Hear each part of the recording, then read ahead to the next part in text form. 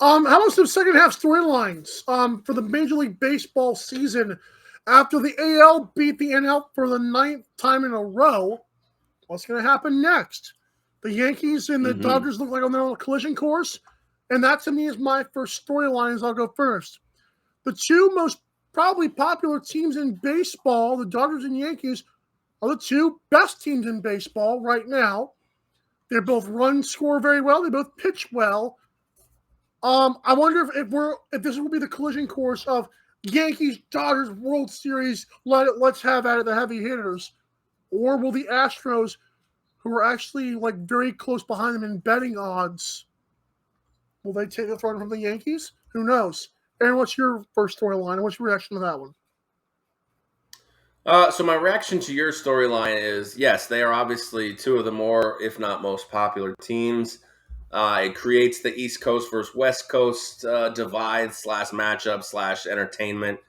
And they are the two best teams. I mean, you look at their two divisions, and, the Dodgers kind of limped into the All-Star break a little bit before the 5-game win streak, right before. And then the Yankees, who were just red hot. They've lost the last two heading into the All-Star break as well. But yeah, I mean, they're both double-digit, leads on their divisions here, and it's one of the storylines that I'll talk about, and that's my first storyline: is these huge leads early on in surprising divisions. Because I know that this is when we shared storylines, this is one of your storylines, like. The AL East, strong. We're talking about the Baltimore Orioles. The worst team in the division is 500 at this point. 46 a wins, 500 ball club. 46-46. The second best team is 10 games above in the Tampa Bay Rays at 51-41. We were talking about this potentially being the best division of all time, and the Yankees lead it by 12 games. That's insane. 12 games. Not only that, you have the Astros, and you have the Seattle Mariners, who are upstart, and they've won 14 in a row. They're still 10 games back of the Astros. Wow. They have won 14 in a row. They're still 10 games back of the Astros.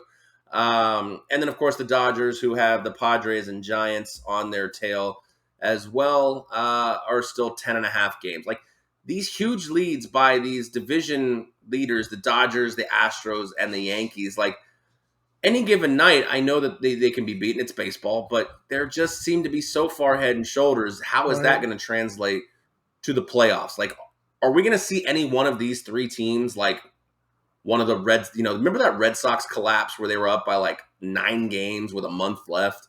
And the Braves did the same thing that year, but nobody talked about it. But are we going to see one of those? I don't know. It'd be fun, but I don't know. Those are some big leads at the All-Star break. That's insane. And like you said, the fact that the divisions are so good and that they still have those big leads, it just doesn't make sense. Doesn't make sense at all.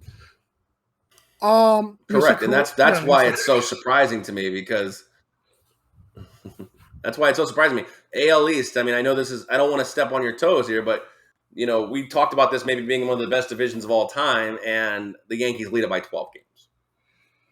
I'm not going to chop that one off, but yeah, because they're right.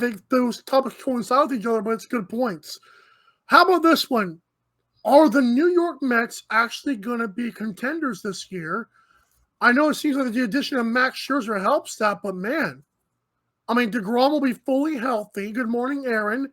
And was it Francisco Lindor's on the team? He goes from Cleveland, makes them a winner, and then comes here and I don't want to say makes them because Mike Trout cannot make anything with the Angels, but the New York Mets, man, are they here? Are they here to stay? I don't know. It's totally plausible in this spot because the teams behind them are, I don't want to say average, because the Braves are a good team. Right. But the teams behind them aren't anything that's going to be scary, threatening to them. Philadelphia just seems to kind of just wade water every single year. Like, when are they going to turn it on? But you're right. I mean, you look at one of the big numbers, and I know it's a number that you love, is run differential. I mean, the Mets, plus 83, the Braves, plus 72, the Phillies, plus 62. It's going to be one of the more fun division races because I think that the NL East and the AL Central are the only two with 3 teams within, 10 games of each other. Right. So there's 2 divisions where 3 teams are all kind of in contention, so to speak, even though I think that maybe there's some other divisions that could be settled. Like, it's probably the most interesting league or an interesting division right now. Because you have the You world gotta hand champs. it to that. You Yeah. have the world champs who are like third place. You've got the Mets who always They're in fall down. second, but yeah. So there's not going to be that psyche in their minds, even though they are new players. It's like, hey, this team usually sucks at this later in the year. And of course, you said, well, the Phillies, we have Bryce Harper. The Phillies are 8.5 games back going into the second half. Atlanta is 2 games back, and of course, there's the Mets leading the division. But right now, like you said, what's going to become of the Mets? Like, they've done this before, maybe not this late in the season, but they've started out hot. And that leads me to my second storyline here, and that's the return of some big stars, starting with Jacob Degrom. How big is Jacob Degrom going to be for the Mets? Is he going to be anything for the Mets? Like, what? He's already a little past when he was expected to return. And coming off of those kinds of injuries doesn't always just mean here comes, lightning and thunder in a bottle right back on the mound. So I hope for baseball's sake that, Jacob Degrom comes back and he's electric, but don't just count on that when you're making your bets for the New York Mets this year. Bets for the Mets. Any other stars? And then my second one is, despite the fact that they're 11 games back of the Dodgers, is Fernando Tatis Jr. is expected to come back as well. And he's another big, celebrity type, superstar in the MLB. He's good for the game, and he's due back soon as well. So we'll see how that can energize the San Diego Padres. They are still, entrenched in the number 2 spots. In the NL West. I don't think they're ultimately going to get the Dodgers. The Dodgers are just too good, but they are going to be fighting for a wild card, currently locked in that number 2 wild card, 2 games above the Cardinals. So we'll see. We'll see how that materializes. But, I mean, you can't argue that San Diego doesn't need Fernando Tatis Jr. back for many reasons. Man. They are second, right? Like you said, in the division, right? Yeah, the Dads. You said they are second in the division, right? They are second in the division, 11 games back. Pretty good. Pretty good for a team that doesn't have their superstar. Well, they got Machado, so they got one superstar. Yeah, Manny never gets old, I've noticed. Doesn't get old. My final storyline is, come on, Mike Trout. Come on, Shohei, Babe Ruth, Ohtani. Let's have at it. Let's get this team going. I don't know if Mike Trout just is like a fish when it comes to motivation and no one cares. But, man, you've got 2 of the best players in baseball. And the Shohei Ohtani, of course, is debatable because because you play both spots does not mean you're the best at both things. You just are that good at it. I get it. But, man, what is it? Angels, man, they started off good. And I don't know what happened. So, good morning to me. But I do wonder if this team can get on the schneid. I don't think they will. Mike Trout's legacy's got to come into question. I know baseball's not as much on the one person as, say, basketball and football is, but, man, come on, what's going on here? So the narrative has been in Mike Trout's favor every single year because, yes, he is a phenomenal player. Maybe if he was in a different market, one of the all-time greats at this point. Right. But it's never his fault. It's always the team that was built around him's fault. But, doesn't LeBron get this same situation? The team, they don't blame the team that's built around, especially you. You would be the first to jump on this bandwagon. It's never the team around him. It's always LeBron's fault. At what point do we start saying, Mike Trout can't carry a team? And he doesn't have any interest in really even becoming a guy who wants to carry a team. And that's fine. You kind of got that notion when he signed the big deal in LA. Fine with me. That's what he wants to do. He's playing, to enjoy life. He's almost stress-free, and he never has to worry about postseason baseball. And yes, I will be the first to say, and I will continue to shout it from the heavens, what Shohei Ohtani does not impress me that much. Everyone else is so in love and slobbering. You're right. He doesn't do either thing particularly great. He just does 2 things. Right. And he's good, but he's not wow on one side. He's a good player and a good pitcher. He is not a great player, nor is he a great pitcher. Agreed.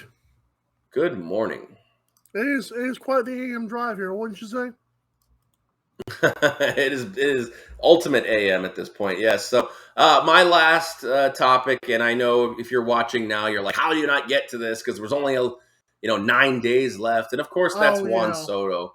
It's Juan Soto at this point. Like, where is Juan Soto going to end up after this whole 15-year, $440 million? And I know I listened to you and we talked about it, like $440 million just to not balk and be like, no, thank you. It is. It's a head scratcher. And when you dive into it, obviously the 15-year deal is it's tough to swallow if you're anybody. Like, especially when you're a guy who I believe, correct me if I'm wrong, is 22 years old. 23, yep. And for you to say, yeah, if I'm going to lock up basically my career and most of my my prime adult life in one place, it's hard to say yes to that. I am 100% I'm on board with Juan Soto's decision.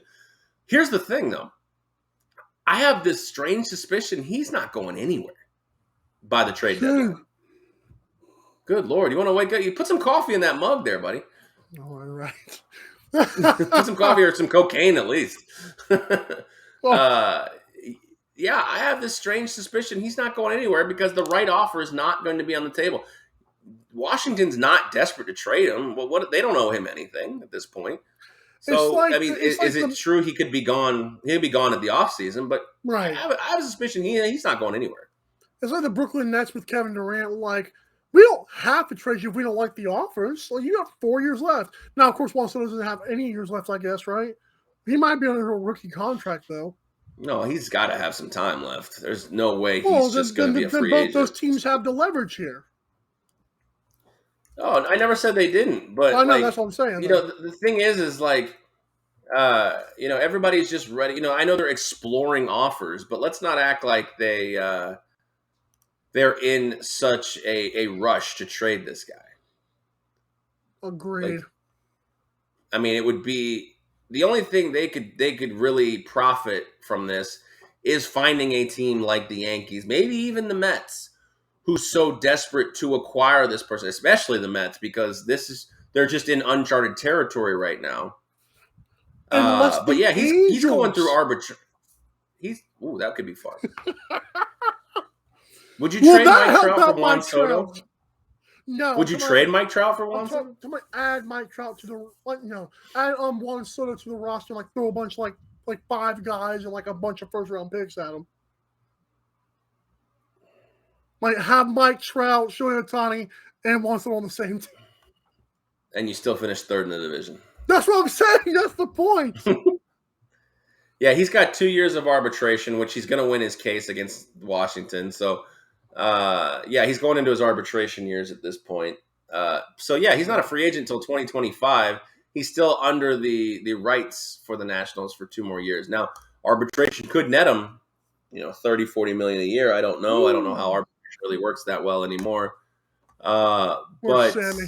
Yeah, we've got to find a desperate team in the next 9 days, or we just hold on to him for the Nationals. So Juan Soto's where he ends up is a big storyline. Ultimately, could be a nothing burger.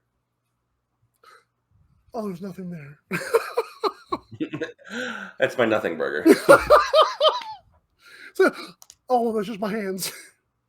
What is that? Oh, it's nothing. Wow, that's good. Okay, take us home.